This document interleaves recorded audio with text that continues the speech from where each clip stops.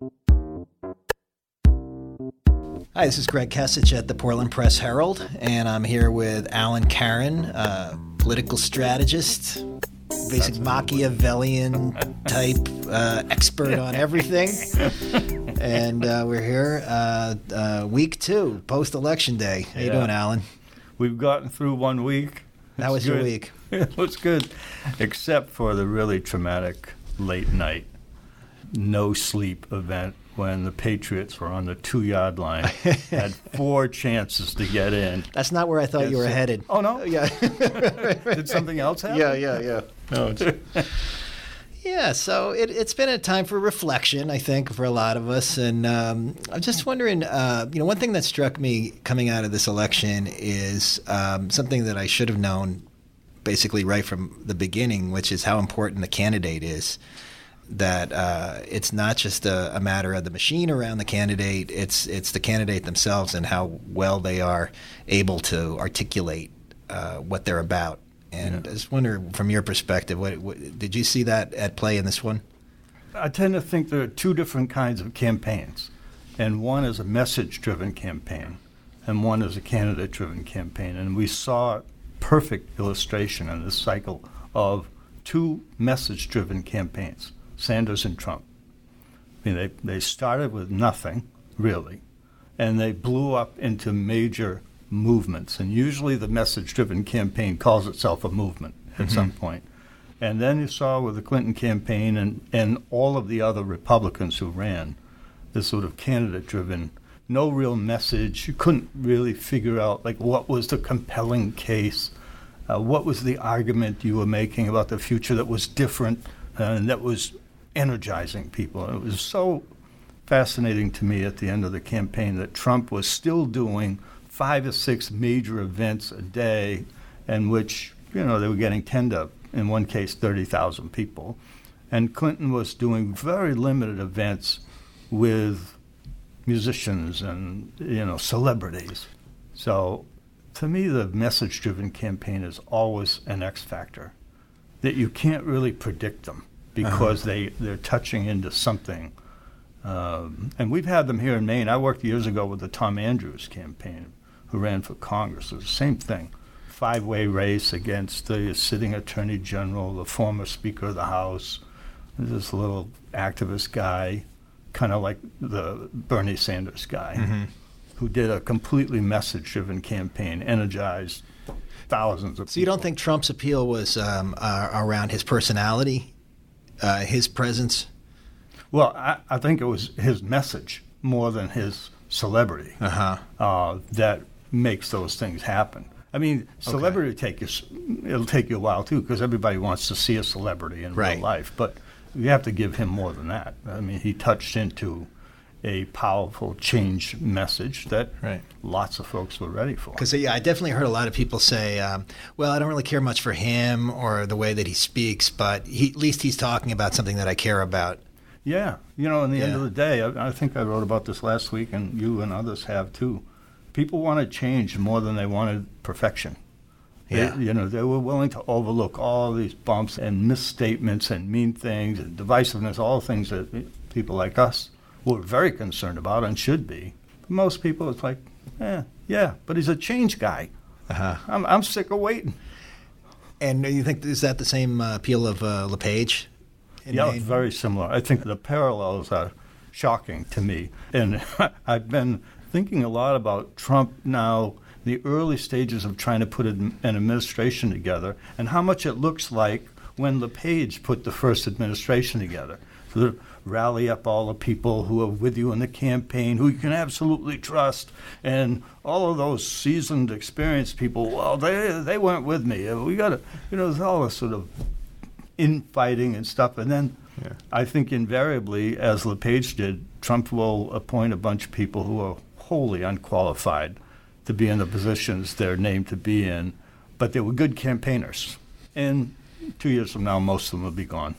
And this is what message campaigns tend to do. So the true believers versus if you're running against the establishment, turns out you need the establishment to do anything. And there's a lot of feuding. There are a lot of scores to settle. And that's the stuff I think that's going to get in Trump's way over the next year. They're so busy settling scores. I mean, just look at what just happened to Chris Christie. And everybody who knew him. Who is apparently, and on that list is Paul LePage. I think one of the reasons we can't expect Paul LePage to be leaving the state to go to a job in the Trump administration is because he's a Chris Christie guy. Yeah, exactly. Yeah, and exactly. So thanks, Chris Christie. Yeah. Yeah. Come on, man. Yeah. We need some help here.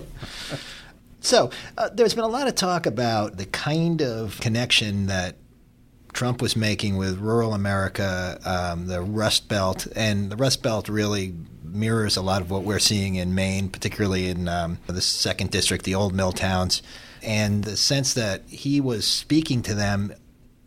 The way he was speaking to them was through issues like tearing up trade deals and creating tariffs to imported goods that he claimed would bring back factories.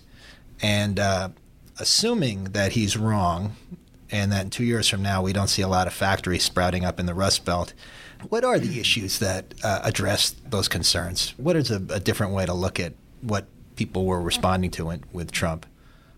Well, voters have been responding to these promises to bring back the industrial golden age for a long time here in Maine and elsewhere. I think LePage did some of it as well. It's probably the biggest lie that gets foisted on voters in a campaign, and it's voters who are most vulnerable to it. I mean, I am still waiting for the day when people go into a mill town in Maine or the Rust Belt in America and say, you know what, we're going to have to do something different. Because even if you make me governor or president, I can't bring the past back. But we've never had it. The biggest problem with bringing manufacturing back is not trade, it's not tax policy, it's mechanization. And now artificial intelligence, robotics. Even if you had the factories of 20 years ago put back into Detroit or wherever, they would not have as many people in them. Because when they moved, they may have moved for tax and labor cost reasons, but once they moved and over time, they began to replace jobs with robots in steel, in auto, many others. So we saw it with paper, right? The number of jobs disappeared long before the plants started going away. Fewer and fewer people working in the woods, fewer people working in the mills and producing just as much paper as they ever did. Just as much paper as we ever did. So the classic example up close. To go into a place like Waterville or Augusta or even Jay and say, we can bring these jobs back is nonsense. And you only hope that people don't realize that they're saying something that's impossible to do. Now, this is not to say you can't have manufacturing. It has to be smaller. It has to be more dispersed. It's not all dependent on one industry. There are lots of things you can do in manufacturing, but replacing large facilities that have gone to robotics, the numbers just don't work. In paper, you're exactly right. It used to take, as I understand it, a couple of hundred people to run a paper machine. Then you get down to 20. How do you bring the 180 back in that sense once you've roboticized or computerized the paper-making machine? You don't. But people have to have some sense of hope. So if you go to them and you say something that isn't true, but it gives them some hope, it's better than not having any hope at all. Sure. Well, what could you say to them that's true and give them hope? That's a tough one. I mean, the world has changed, and there isn't any going back. And so, people have to do. They have to do new things. One thing that we know we won't get back is manufacturing with low skill. I mean, the idea that you can drop out of high school in the first year or two and go down to the mill and punch a clock and have a great career and, get a nice house, and, build a camp on a lake, that's just not going to happen. It doesn't happen now. So I think there's a little bit of a lag where we've had a generation that thinks they could do it the way Dad did, that's kind of been waiting, and now there's a generation coming after them that kind of gets it. Yeah. But they don't want to go. They don't want to go to college and learn things that have no value to them and end up with $50,000 in debt or $100,000 in debt. So there is no easy answer. That's why the easy answer always wins in politics. Right. I mean, it would have, if there had been an easy answer, it would have come 30 years ago, because that's when the mills started going away. When I covered Sanford, when I first got there, everybody was talking to me about, well, before the mills left, before the mills shut down, and you could get the impression it shut down last month. And it was Eisenhower was president when they shut down. They had a big story about them in Reader's Digest. You know, this was like not a recent development, but it's hard to give up. It is hard to give up, and it's hard for people to figure out, okay, now what do I have to do to prepare myself for the new economy, for the next wave? And, you know, it requires a lot more education than it used to, which is tough. So I think we've been in this transition for a long time here in Maine and elsewhere. And part of what's held us back is politicians doing what Donald Trump just did. Or, you know, Paul LePage saying, I'm going to build a new prosperity on forestry, farming, and fisheries. Right. Well, all of those areas are mechanized, too. We used to have 3,000 fishing boats in the coast of Maine, people working landlines. You know, now we have like 20 trawlers, half of them idle. So we're not going back to landlines. The only place we have employment in fisheries really is in lobstering. And that's because they avoided mechanization. They said you can only have 2 people in a boat. You can only have 800 traps. That's it. I mean, it was a willful decision to not modernize. And consequently, we have a lot of employment there. And a lot of lobsters was the other thing. And a lot of lobsters, because the fish that eat lobster are like extinct. The other fishermen killed them all. Yeah. We ate them. But I feel badly for working people who think that Donald Trump can, as president, bring back manufacturing. I think there are going to be a lot of disappointed people. There are things we can do, but that's a tall order.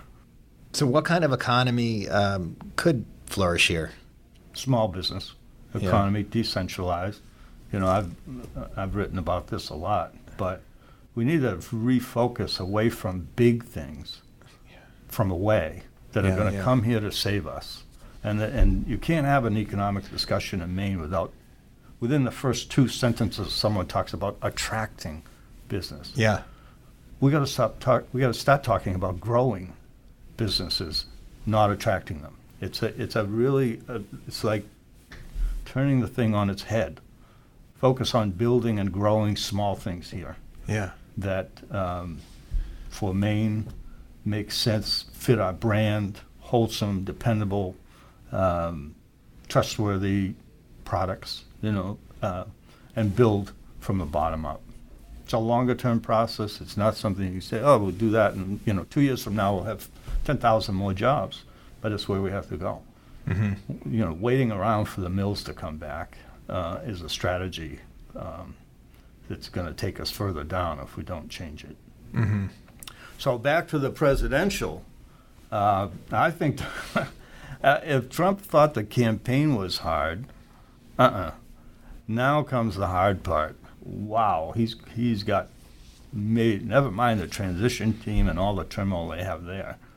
They haven't even had a taste of it yet. He's the first president, by the way, that I can remember who came in with such a high level of energized opposition, not only from the other party, but from his own party.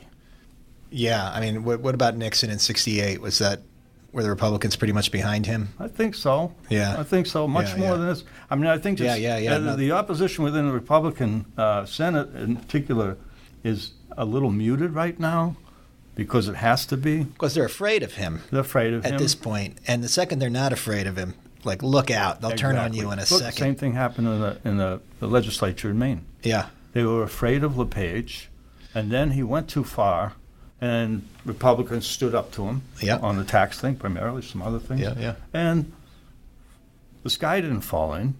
He actually couldn't do anything to them. He tried, but when they discovered he couldn't do anything to him, then you saw all of these vetoes and so.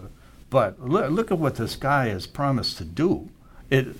so much of it runs in opposition to what Republicans have been talking about for the last 30 years. Right.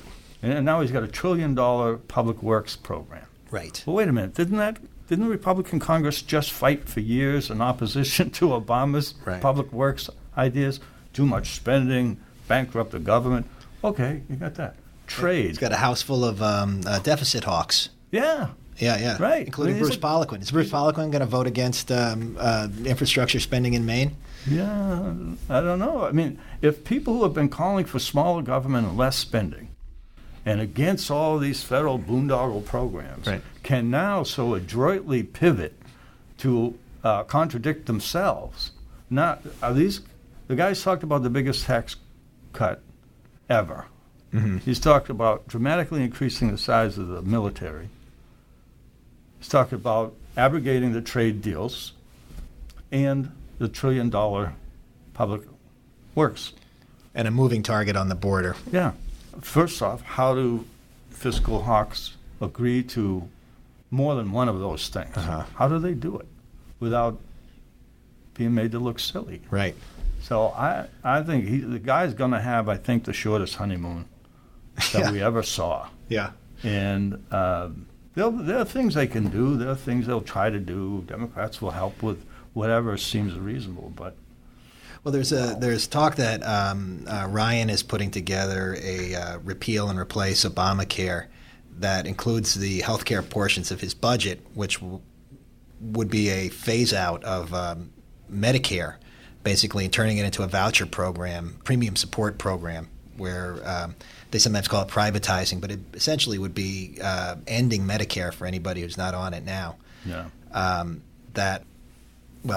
I can't imagine that'll go over well. Talk about landmines littering the roads. And doing that, they want to try to have that all ready to go on Inauguration Day. Yeah. Good luck with that. They haven't been able to do it.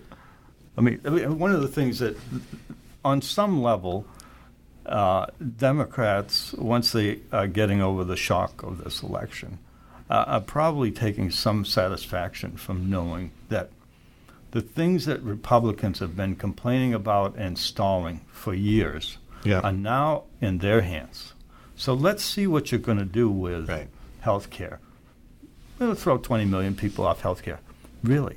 Okay. Is that what you're going to do? Well, let's see what you're going to do with immigration. Uh-huh. Really? Because the party hasn't been able to agree on any real plan on health care, on immigration. Well, let's see what you're going to do with trade.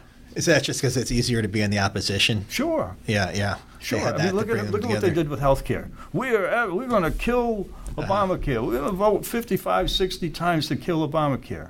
They never, ever had to propose an alternative. They never had to deal with the real world of 20 million people who have insurance now. Yeah. That you're talking about them losing it.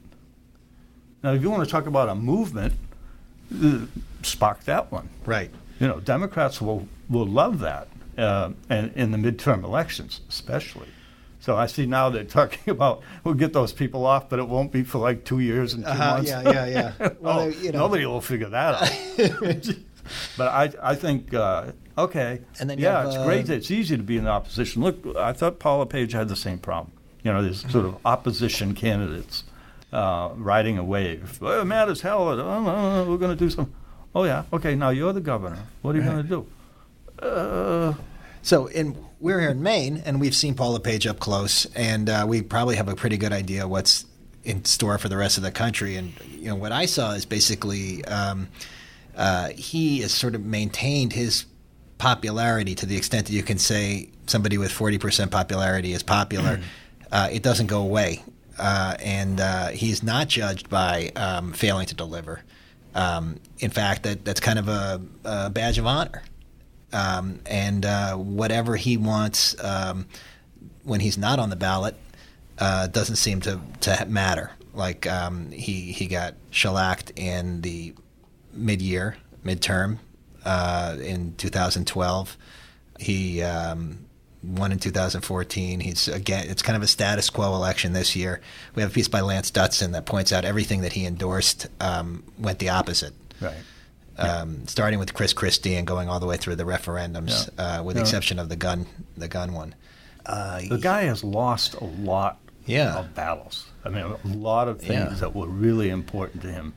And the net effect is you have a guy in a divided government who is completely constitutionally unable to deal in that environment. You know, he's got to be the boss. Yeah. And he'll take petty little personal shots at different issues, but he can't really propose an agenda that people are going to get behind.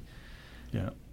Well, and we'll see what happens with Trump, but it is all aligned for him to have just a miserable experience. If he acts in any way like LePage did, the institutional forces and the bureaucracy and the military and elsewhere, never mind Congress, never mind this. That was a complication LePage never had to deal with. He did have his trouble with the National Guard, but there was... there are a lot of people there who I think over the next year or two are going to see themselves as safeguards, even though constitutionally they're not set up that way. But so we talked about the LePage thing before.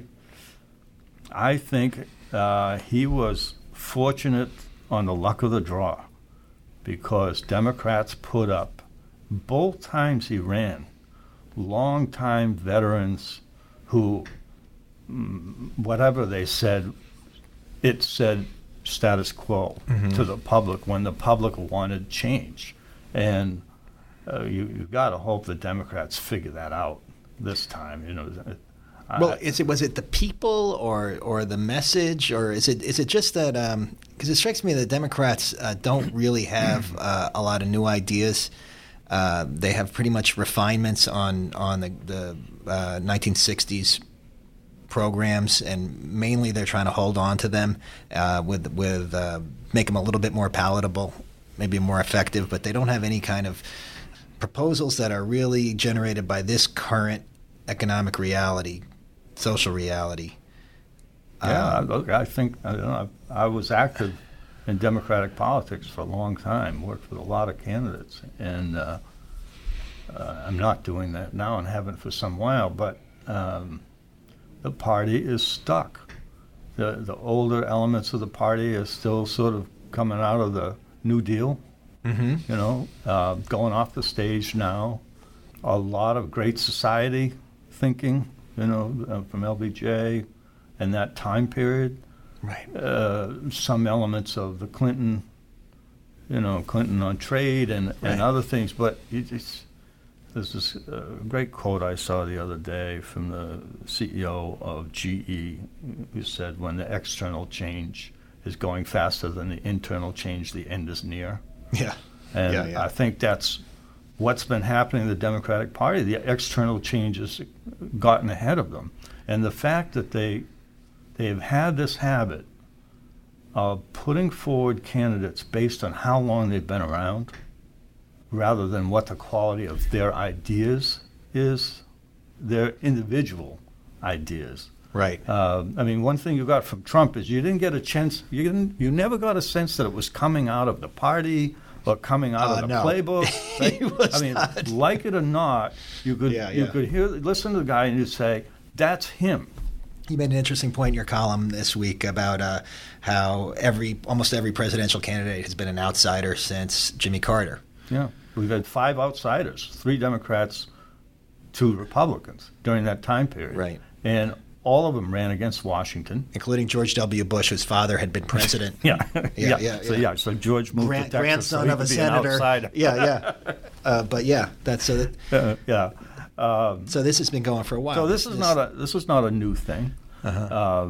This is a more dramatic form, and part of the issue is, the interplay between the Barack Obama election, which was the change election, and this one with Trump is very interesting. They're essentially the same impulse, the same call from the country for change. Now, I think, I said at one point that both Clinton and Trump got the luck of the draw in this one because whoever won in large part because the other candidate had so many problems. And I think in the end it showed that Hillary, the baggage around Hillary with the emails stuff was just dragging her down, and the foundation. And then that made it hard for people to be energized. Some good friends of mine, and no doubt yours, were energized about Hillary, but you never got this fervor. You never saw this widespread excitement about her campaign. And Bernie Sanders came here in the summer of 2015, and he packed the Civic Center, something like 8,000 people. Yeah. Hillary Clinton came a few weeks later and went to King Middle School. Yeah. And the buzz was she prefers small events. She relates better to people on a one-on-one basis. Yeah. She's not an extrovert. She's a good listener. Yeah. And which takes me back to what I was saying originally about the message-driven campaigns, in which you're resonating with people, and they feel they're being heard and expressed, and they begin to magnetize, to flock to that candidate. Yeah. I mean, and the same thing, by the way, back to the main example, you look at the last two gubernatorial elections, Democrats had the same problem. You had a change candidate with all kinds of flaws, but it was talking about change and who was bold and, even as authentic. Even as an incumbent, he was talking about change. Yeah. Set aside for a moment the independent thing. To me, the rise of independence is a function of the flatness of the Democratic message. Right. And it's people who don't want to be trapped in that message. And Angus King's the perfect example. Right. I mean, I was involved in campaigns when Angus King ran. He ran because he was blocked by Joe Brennan. Yeah. And by the orthodoxy of the Democratic And you were working Party. for Joe Brennan, right? I was working with Joe Brennan. Yeah. But Angus was the perfect insurgent outsider candidate. And he was brilliant at it. So, but again, it was because the process through which Democrats were selecting candidates was based on how long they'd been around and how dependable they were on the orthodoxy. And I'd like to point out, though, that the Republicans have the exact same problem that Paul LePage and neither Paul LePage nor Donald Trump were a product of Republican orthodoxy. When you look at their playbook, it's all 1980. We're going to cut taxes, cut regulations, cut welfare, and the economy is going to grow. And they've had a number of chances to try it, and we could say at best results are mixed. Yeah. You get more poor people and more rich people, but you don't get much. You don't get much overall. Well, I think though it's troubling. It's got to be troubling right now for Democrats to figure out where to go next. Yeah. I mean, I've got two columns coming up. One is the headaches for the Democrats, and the other is headaches for Republicans. But the Republicans, look, the change element in the Republican primary won.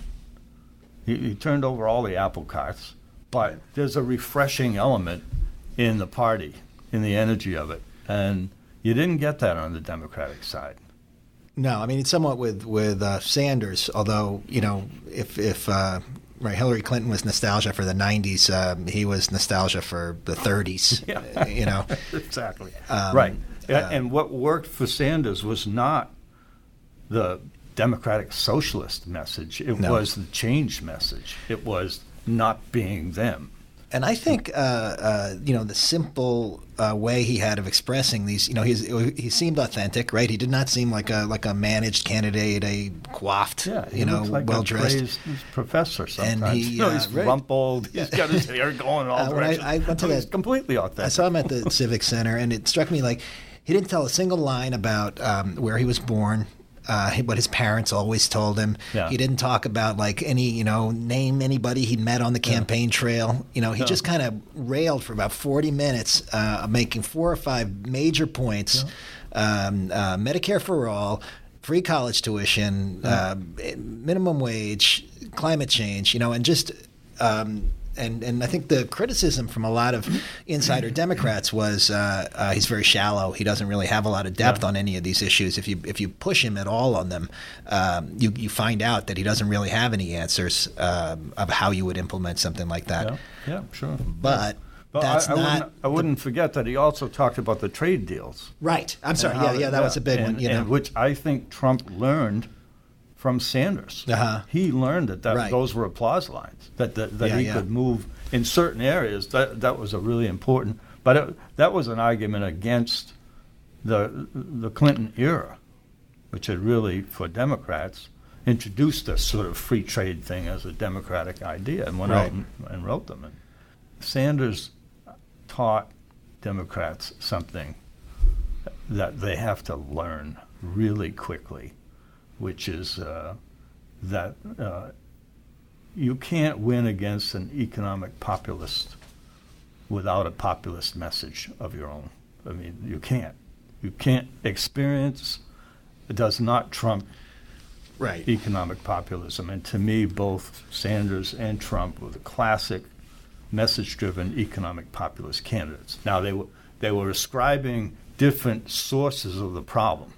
For Democrats, it was the 1%, the accumulation of wealth, the Sanders message. Yeah. For Trump, it was immigrants and bureaucrats in Washington and, get-rich-quick politicians. But they were tapping into the very same well of frustration and anger. And that's what Democrats used to do. They used to be the economic populist party, by and large, in my view.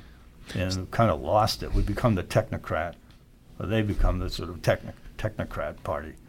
Right. Well, that was the whole DLC thing, is that we'll fix ourselves to the left wing of the Republicans and take everybody else will sweep along with us. Yeah. And the argument for the trade deals was that eventually there'll be more jobs because there'll be more money in the economy, and you can make that argument actually. Like the math looks as if that is actually true. Yeah. But good luck telling more somebody. Jobs, not as good. I mean, we lost the higher paying jobs. I mean, Walmarts are full. You can buy more. Right. There are more Nike jobs in America where they don't make shoes than there are New Balance jobs in America. Really? Oh, that's great. Yeah. Because, that's how the world works. Yeah. But I don't think, not to go down this track too far, but you can be an economic populist without being further to the left.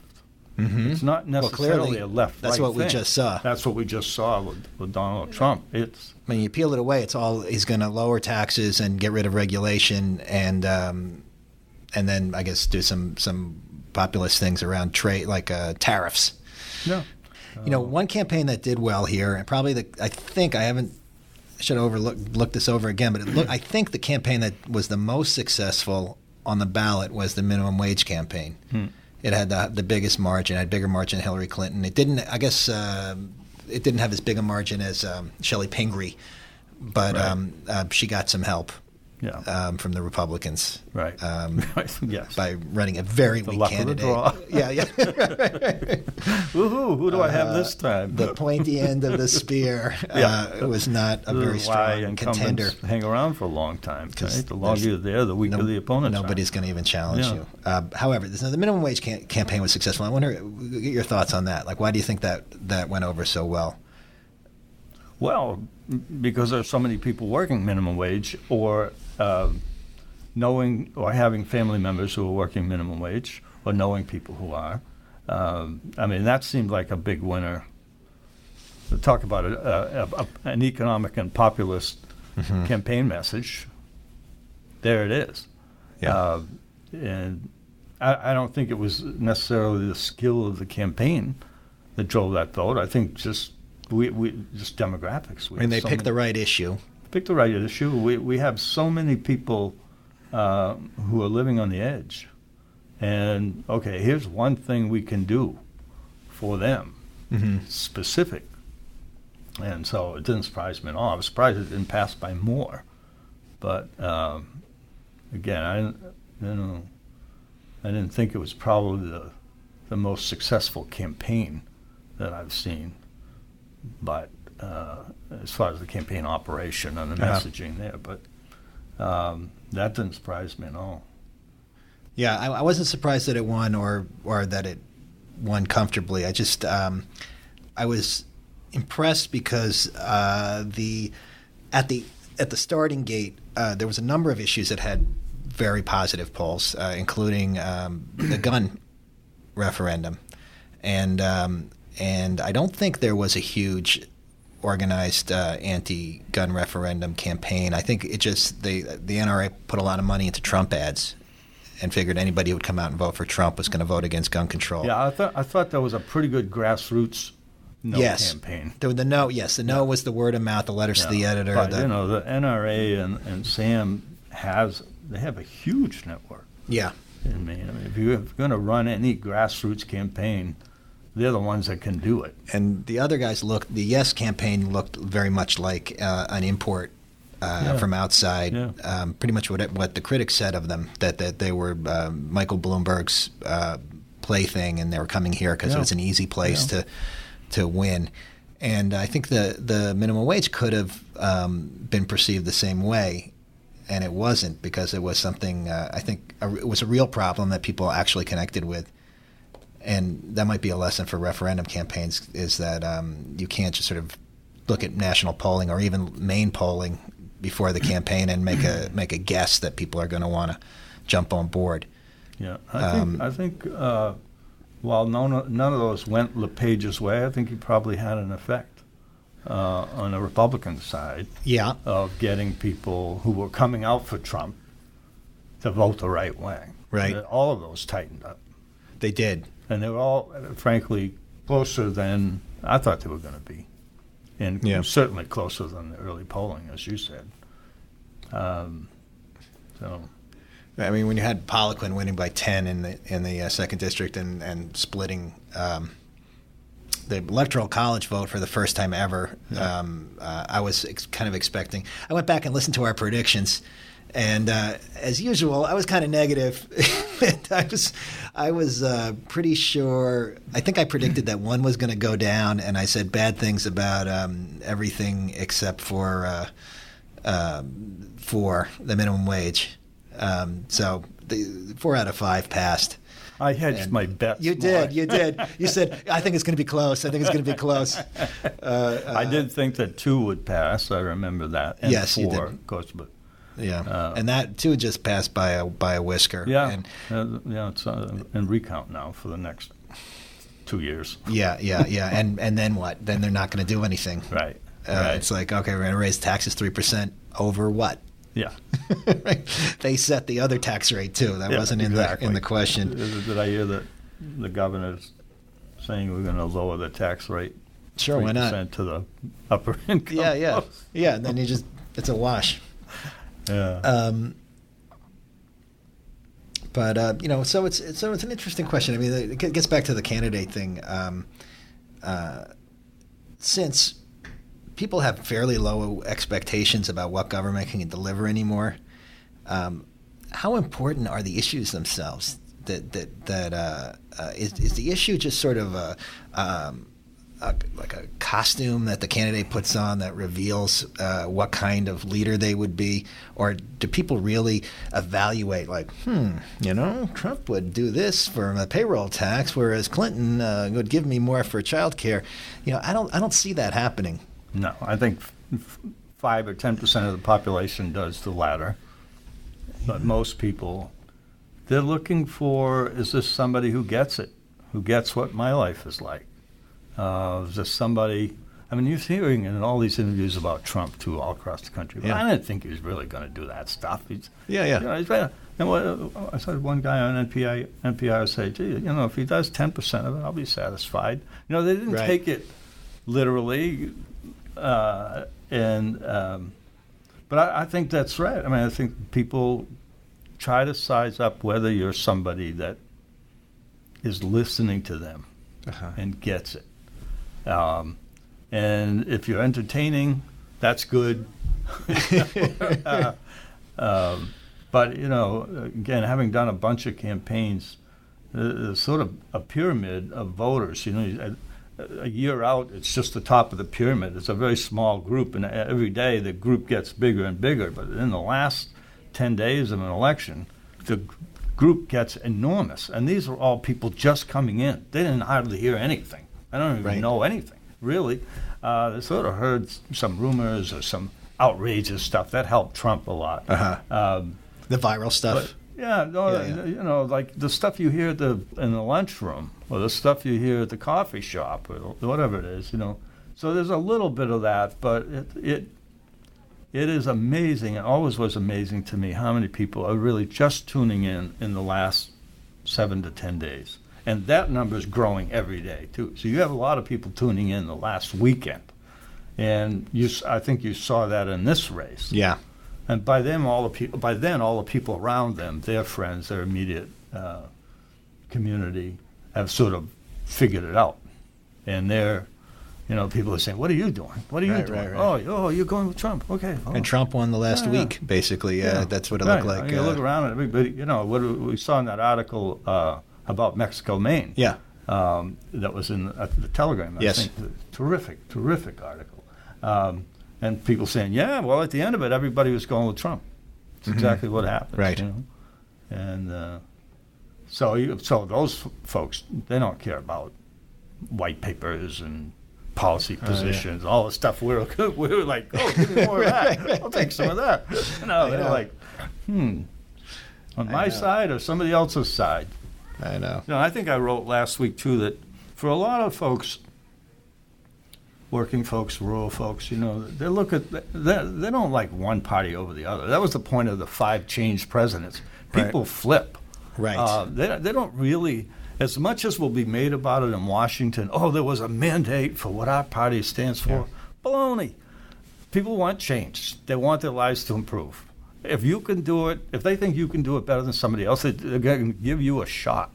But they're not really buying the ideological left-right thing.